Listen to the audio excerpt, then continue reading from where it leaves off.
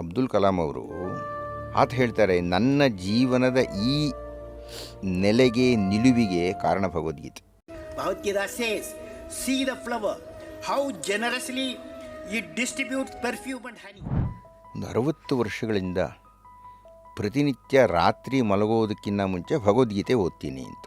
ಮೊದಲನೇದಾಗಿ ಒಬ್ಬ ಮುಸಲ್ಮಾನ, ಎರಡನೇದಾಗಿ ಬ್ರಹ್ಮಚಾರಿ, ಮೂರನೇದಾಗಿ ವಿಜ್ಞಾನಿ, ನಾಲ್ಕನೇದಾಗಿ ನೂರಾರು ಕೆಲಸಗಳ ಮಧ್ಯದಲ್ಲಿ ಕಾಲವೇ ಇಲ್ಲದ ಮನುಷ್ಯ.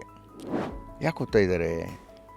ಯಾಕೆ ಓದ್ತಾ ಇದ್ದೀನಿ ಅಂದರೆ, ಪವಿತ್ರ ಕುರ್ರನ್, ಅದು ನನ್ನ ಧರ್ಮ, ಅದನ್ನು ನಾನು ಅಧ್ಯಯನ ಮಾಡ್ತೀನಿ. ಪವಿತ್ರ ಕುರ್ರನ್ ಅಧ್ಯಯನ ಮಾಡಿದ ಮೇಲೆ ಏನಾದರೂ ಸಂದೇಹಗಳು ಉಳಿದಿದ್ದರೆ ಆ ಸಂದೇಹಗಳಿಗೆಲ್ಲ ಉತ್ತರ ಭಗವದ್ಗೀತೆ ಸಿಗುತ್ತೆ ನನಗೆ.